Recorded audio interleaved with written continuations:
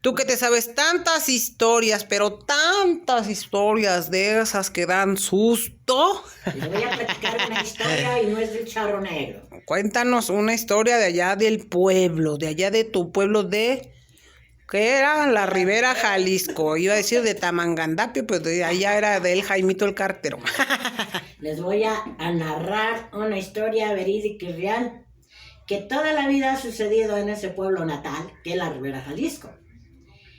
Había hace bastantes años, y estamos hablando de aquella época, antes de los cristeros, que existió un señor llamado señor Renterías, que era un señor usurero, que pedía dinero a cuenta de que les prestaba sin ninguna ambición, según él, pero cuando no le pagaban, se quedaba con los terrenos o con las viviendas. ¡Qué abusivo! Llega el momento, al pasar el tiempo, que aquel señor empezó a enfermar y agarró y todo lo que pedía nunca gastaba su dinero.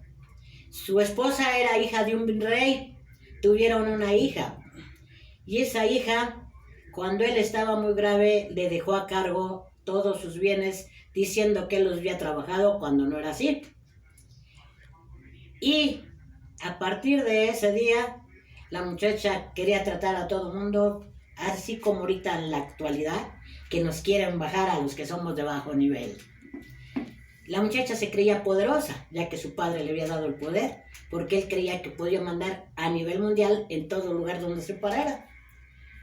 Pero no fue así.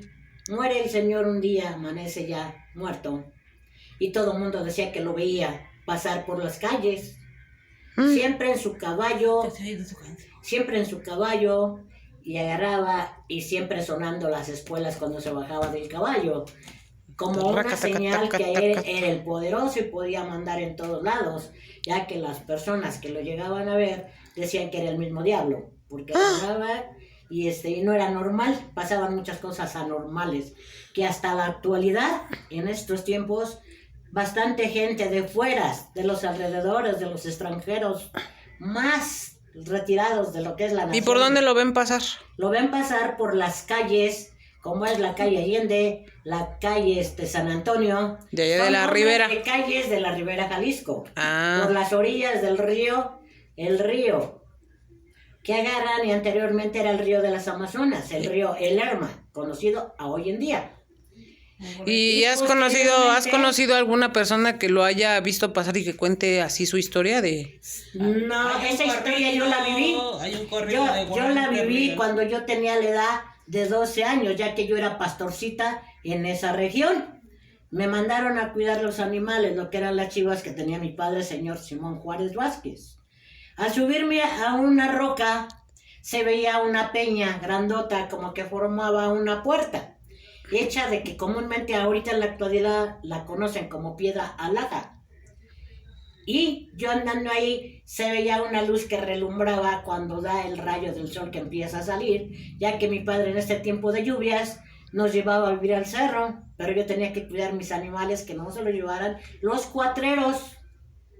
Entonces los que robaban los Mi mamá es todavía de los cuatreros, sí, pues no le tiene miedo a las balitas. Entonces, en esa parte voy y le digo a un primo hermano que se llama Genaro.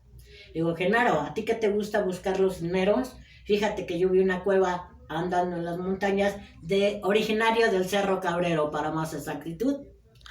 El Cerro Cabrero yo lo recorría para arriba y para abajo, y una área que se llama la Soromuta. Si alguien ha escuchado de este lugar, coméntenlo en la cajita de comentarios de este video. Este video nada más lo conoce esta servidora que les está hablando. Posteriormente dijo el padre, ¿me llevarías? Yo le dije que no, porque lo vi con mala señal. Pero que si usted se le presentó en 40 ríos. Sí, por eso estoy diciendo que yo lo vi, lo saludé. Literalmente, como cuando pasa. ¡Qué miedo! Lo saludé porque yo dije, ay, qué viejo tan orgulloso. O sea, que yo sí. O sea, se te apareció el señor y tú lo saludaste todavía. Yo lo saludé creyendo que el señor era de carne y hueso. Entonces yo agarré y le dije, buenos días. Allá se acostumbraba en esa época que le decías, para que la gente no te señalara como gente casquivana, o resbalosa, o esquiva, o escactivana. Cascos ligeros. Para que no le digan casquivana como dicen hoy en día, le dije, buenos días, buen hombre, nada más. Pero no me contestó porque era el saludo tradicional, que se hacía, o se quitaban el sombrero y lo hacían de lado en señal de buenos días, para no cruzar palabra con aquella persona. Yo llego, no espantada, sino que le dije, papá, ¿cómo le hizo ese señor para subirte hasta las montañas? ¿Sí? ¿Cómo le hizo? Y me dice, ¿de quién estás hablando? Digo, señor Juan Renterías. Se presentó contigo de nombre. Se presenta conmigo y le dice, muchacha, donde haya una señal, una serpiente, un algo, ahí está la clave. Pero yo, como era una niña, pues no le entendía. No le entendía, francamente no entendí a qué se refería. Ya que pues era muy castigado si te veían hablar con un hombre juereño que no era de ahí, de la región, te castigaban.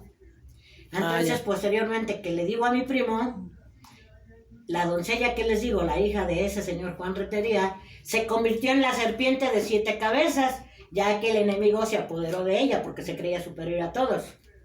Y que para poder entrar a ese lugar tenía que ir con un pensamiento puro y limpio. Él llegó a la área, mi primo hermano, y empezó a agarrar el sombrero y su chamarra, a querer agarrar objetos de los que él veía ahí, para él de valor. Pero cuando oyó una voz que le decía, buscaba a la persona que creía que estaba en la entrada de la puerta, y le decía, todo o nada. Todo o nada. Se tenía que llevar todo. Se puso nervioso, duró 3 meses enfermo del susto que se llevó porque lo único que vio fue la serpiente emplumada. Y fue real, no es una historia pasajera, de que le dijeron que para que esa serpiente tienen que llevarla hasta Roma, pero en una carretilla sin pensamiento malo. Lo que él no pensó, que sí se podía llevar de alguna manera. ¿Cómo le hacen ahorita para trasladar tantas figuras o tantas cartas? Y yo me reía de mi primo porque decía, es que yo no quiero saber ya de nada, Leo. Es que tú no te esperaste a que te dijera que ibas a llevar. Yo te tenía que explicar, pero no te esperaste. Dice, pero eres una niña. Y entonces, ¿para qué te adelantaste? Tu ambición te pudo más que lo que yo te iba a explicar. Y esa es la verdadera historia original que la vivió una servidora, María Guadalupe Juárez García. Desde que era una niña, estamos hablando desde 1960, 70 y más, de que era una chamaca, y pues ahí andaba por las montañas. Me sentía Heidi de las montañas. Hoy en día me comparo con ella, ya que en ese tiempo no había televisión, ¿sí? Me comparo con ella por el hecho de que yo sí ordeñaba las chivas y así desayunábamos. Le apretaba la ubre a la chiva para darle desayunar a mis hermanos. Órale. ¿Sí? Por eso yo me comparo con Heidi de las montañas. No que era la misma, pero que viví esa historia bonita y real. Que no me la platicaron, que yo la viví. Eso sí la viví y tengo bellos recuerdos de eso. Eso sí está de nervios, gente. Otra gente en mi lugar posiblemente se hubiera desmayado, se hubiera muerto ahí del susto. Pero yo sentí que para mí era algo emocionante, algo extraordinario, platicar con aquella persona que nunca la había visto en mi vida, muy bien vestido, muy bien arreglado.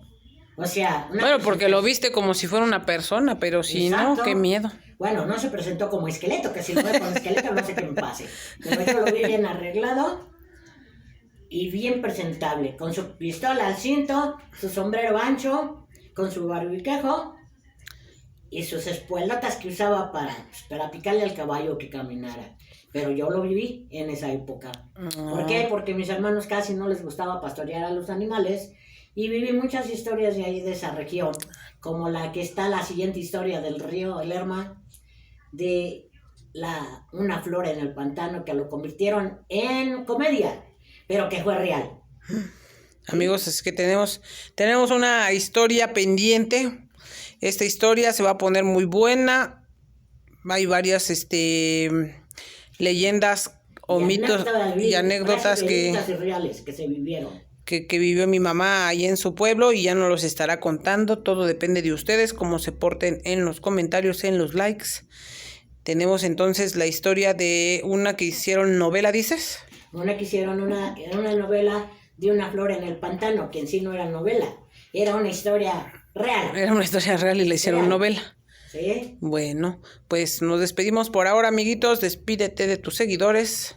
Y estamos... Que pasen buenas noches todos y mis familias de todos los rincones del mundo entero que se encuentran distribuidos. Un abrazo bien apretado y mis mejores deseos para cada uno de mis amigos y seguidores. Sigan llamando, sigan subiendo. Si les gustan las anécdotas verídicas. Comenten. Bye. Bye. Bye.